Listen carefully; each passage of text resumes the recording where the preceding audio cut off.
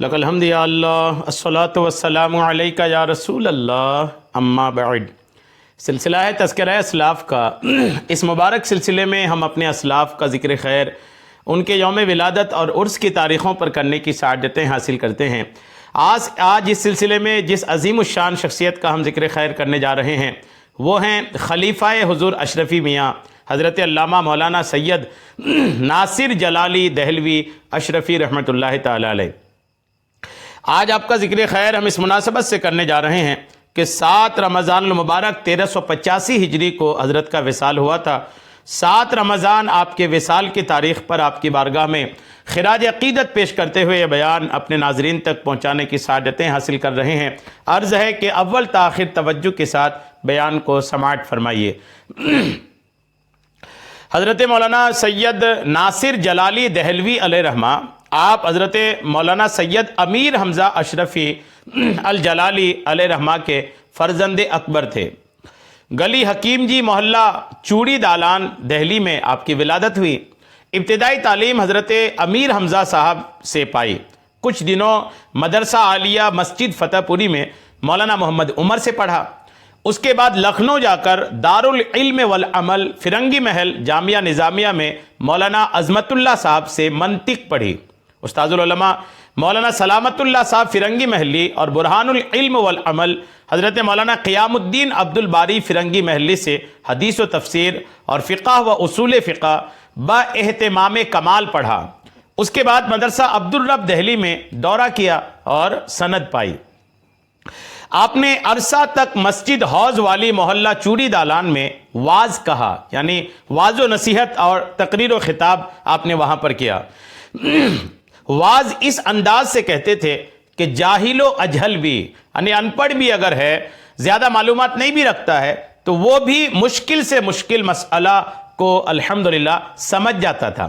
یعنی افہام و تفہیم، سمجھانے کا جو مادہ ہے، لوگوں کو اپنی بات سمجھانے کی جو قابلیت ہے، وہ حضرت علامہ سید ناصر جلالی دہلوی علیہ رحمہ کے اندر وافر انداز میں تھی۔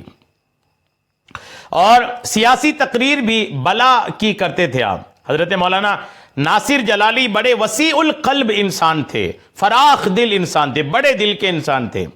دشمن کی بڑی سے بڑی زیادتی کو بھی خندہ پیشانی یعنی مسکراتے ہوئے معاف کر دیا کرتے تھے۔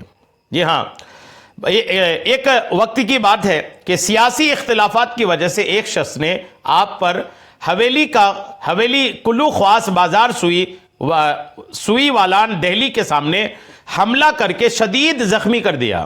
یعنی آپ کا دشمن ایک مرتبہ آپ پر حملہ کر کے آپ کو بہت زیادہ زخمی کر دیا۔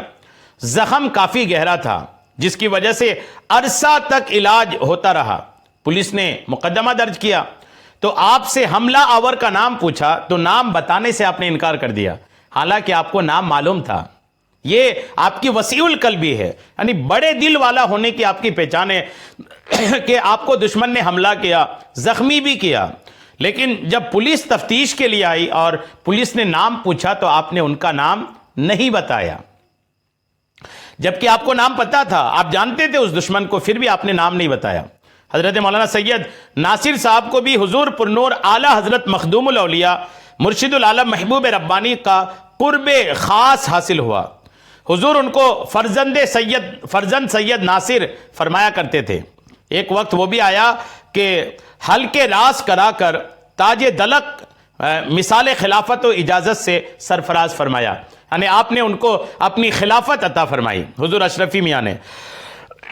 حضرت مولانا نے سلسلہ ارشاد کو کافی پھیلایا۔ غیر منقسم ہندوستان میں، یعنی ہندوستان کی تقسیم سے پہلے کراچی و حیدرآباد سندھ میں آپ کا تشریف لے جانا بہت ہوتا تھا۔ ان علاقوں میں مریدوں کا حلقہ بھی بہت وسیع تھا۔ وہیں سے آپ نے دہلوی ذوق اور خدمت خلق کے لیے اخبار سلامت کا اجرا فرمایا۔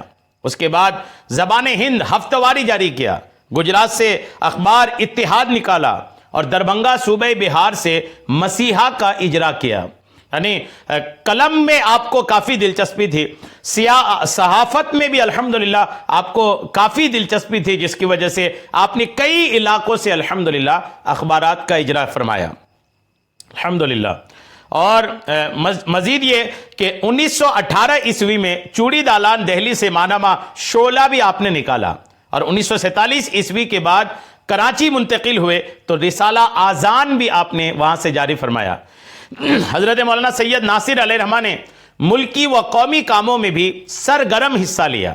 جی ہاں، 1920 عیسوی میں کانگریس میں شامل ہوئے، تحریک خلافت شروع ہوئی تو اس میں بھی نمایاں کارنامے انجام دیے۔ 1922 عیسوی میں دہلی شہر کے علاوہ دیہات میں بھی کانگریس کے اغراض و مقاصد کا پرچار کیا۔ کانگریس کی دیہاتی سب کمیٹی کے انچارج آپ مقرر ہوئے۔ غالباً 1929 عیسوی میں کانگریس سے الگ ہو کر مسلم لیگ میں آپ شریک ہوئے۔ مسلم لیگ کا پروپیگنڈا کرنے کے لیے ہندوستان بھر کا دورہ کیا، شاخیں قائم کی۔ قیام پاکستان کے بعد پاکستان منتقل ہوئے تو وہاں بڑی پذیرائی ہوئی۔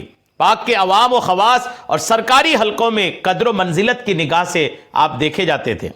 ریڈیو پر آپ کی تقریریں نشر ہوتی تھیں۔ اسلامی ملکوں میں سرکاری وفد کے ساتھ آپ کو بھیجا گیا۔ کراچی کے علماء میں نمایاں مقام پر آپ فائز تھے۔ جمعیت علماء پاکستان کے سرپرست اور حامی اور مددگار تھے۔ مولانا نے بے نیاز طبیعت پائی تھی، جو قدیم علماء و مشائخ کا خصوصی وصف تھا۔ جی ہاں، دولت و ثروت آپ کے قریب آئی مگر آپ نے اس کی طرف نگاہ نہیں اٹھائی۔ کانے یعنی صبر پسند طبیعت آپ کو الحمدللہ ملی تھی۔ پیسہ ہاتھ میں ٹکتا نہیں تھا، ضرورت مند آیا اس کی ضرورت پوری کر دی، پھر ویسے کے ویسے تنگ دست ہو گئے۔ اس طرح پوری زندگی گزارتی۔ شادی ہوئی، ایک لڑکی کی ولادت ہوئی اور بیوی کا انتقال ہوا تو پھر آپ نے دوسری شادی نہیں کی۔ کراچی میں پاک بنگلہ جہانگیر ایسٹ میں مقیم تھے۔ مولانا ناصر میاں جادو بیان مقرر ہی نہیں تھے، ہندو پاک کے مسلم ادیب شاعر بھی تھے۔ آپ کی تصانیف کی تعداد 50 ہے۔ امدادی اور سامدی دہلوی نے لکھا ہے کہ اس زمانے میں مولانا ناصر صاحب حویلی اعظم خان دہلی میں مقیم تھے۔ میں بچپن میں ان کے وعظ سنتا تھا۔ اب میں جو کچھ لکھ پڑھ لیتا ہوں یہ مولانا کی توجہ فرمائی کا نتیجہ ہے۔